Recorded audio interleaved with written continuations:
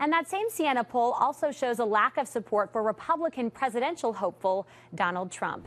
Joining us now with more on that is our political analyst, New York Post political columnist, Fred Dicker. He made a little debut in our weathercast just a moment ago, Fred. Good afternoon. Well, wondered about that.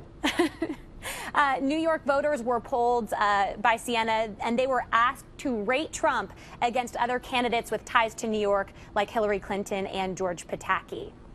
Yeah, this was a fun poll. I mean, this is not a national survey, and this is a heavily Democratic state, so it's not surprising that Hillary Clinton did so well. But New York may be the home of Donald Trump, but he's certainly not the favorite son of New York, because this poll, as we've seen in kind of some other polls too, really shows devastatingly high negatives for Donald Trump. The Donald, who arguably is well known in New York, 71% of voters surveyed here, Republicans, Democrats, on average, 71% have negative views of Donald Trump, which certainly doesn't bode well for his national prospects.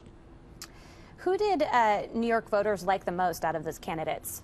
Well, it's Hillary Clinton. I mean, this is a Democratic state. The other three, including George Pataki, the former governor, and Chris Christie, the New Jersey governor, who you could say has some New York connections, they're all Republicans. So a Democrat's going to win anyway, because this is a heavily heavily Democratic state. But that said, to see such high negatives for Donald Trump, and then on the other hand, the poll also asked, who would you least like to see as president? Donald Trump came in first again.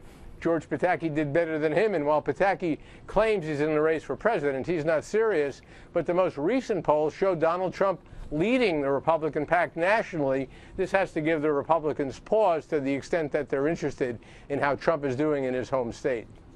He's definitely getting a lot of attention. Fred, thank you very much. Okay. And don't forget, you can hear Fred's radio program live from the state capitol every weekday morning from 10 to 11 on Talk 1300 AM.